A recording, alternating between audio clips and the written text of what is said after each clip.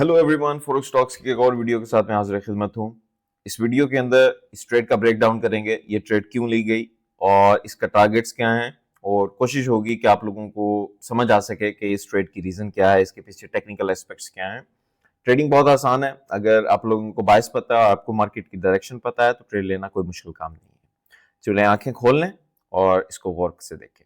अगर हम H4 time frame में आते हैं तो यहाँ पे एक फेयर वैल्यू गैप था।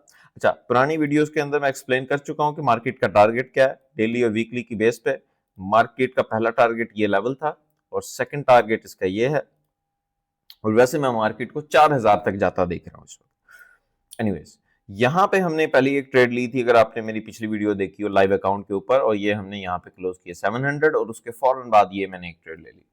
तो मैं अपनी ट्रेड को स्केल करता रहता हूँ, मैं बीच में क्लोज कर देता हूँ। एनीवेज, हम इसके ऊपर आते हैं। यहाँ पे H4 का एक फेयर वैल्यू गैप है। हम अब इसको छोटे टाइम फ्रेम में जाके देखते हैं इस फेयर वैल्यू गैप में क्या हो रहा है। अगर हम मार्केट को यहाँ पे देखें तो इस पूरे लेवल के ऊपर कोई स्विंग नहीं है। जो मार्केट के अंदर वाहिद एक स्विंग का लेवल है वो ये। तो मार्केट लिक्विडिटी के बगैर नहीं चलती भाई मेरे।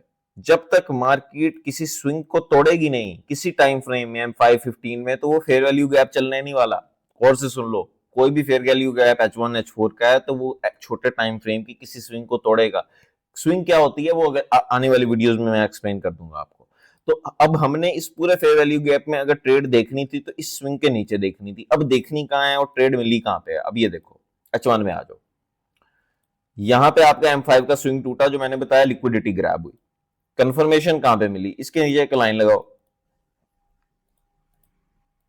अब ये देखो, ये कैंडल बाहर क्लोज हुई, ये एक लिक्विडिटी का लेवल था, उसके नीचे एक candle close with higher volume, और एक छोट फौरन से नेक्स्ट कैंडल अंदर वापस क्लोज होगी विद लोअर वॉल्यूम। ये मेरी कंफर्मेशन थी, यहां पे मैंने एक ट्रेड प्लेस की है।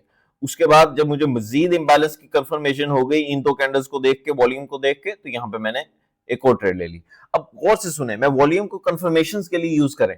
जो मार्केट की डायरेक्शन है वो आपको मार्केट स्ट्रक्चर बताता है और मार्केट की लिक्विडिटी बताती है। अभी ये जो टारगेट है, ये टारगेट तो मेरा बहुत सर्टन है, ये वाला जो टारगेट है, लेकिन असल जो टारगेट है वो ये वाला है। एक ट्रेड इंशाल्लाह ताला मैं यहां पे क्लोज करूंगा, कोशिश होगी कि आप लोगों के लिए वीडियो बनाई जाए उसके ऊपर भी, और एक ट्रेड इंशाल्लाह मेरी यहां पे क्लोज होगी। अगर बीच में मजीद अपॉर्चुनिटीज मिलती हैं तो उसको भी हम ग्रैब करेंगे। अभी मार्केट क्या बता रही है उसको भी देख लेते हैं। यहां पे हमारे पास H1 में एक फेयर वैल्यू गैप था जो अभी उसने पिक कर लिया। तो वैसे तो फेयर वैल्यू गैप वैलिड रहता है जब तक वो 50% अपना ग्रैब ना कर ले। ये जो लेवल है ना, ये मुझे एक इंपॉर्टेंट लेवल नजर आ रहा है। अगर इसके नीचे कोई लिक्विडिटी है किसी टाइम फ्रेम में, अगर ये लिक्विडिटी मार्केट पिक करती है M5 के अंदर और इस लेवल के ऊपर गिरती है 3402.56, और यहाँ पे कोई एविडेंस देती है हमें, तो we can buy from here.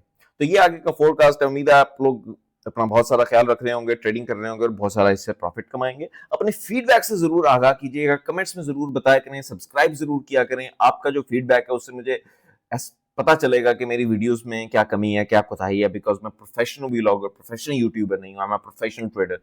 तो मैं बेहतर तरीके से आप लोगों को गाइड करूंगा और आप लोगों की जो कंफ्यूजन है उनको दूर करने की कोशिश करूंगा।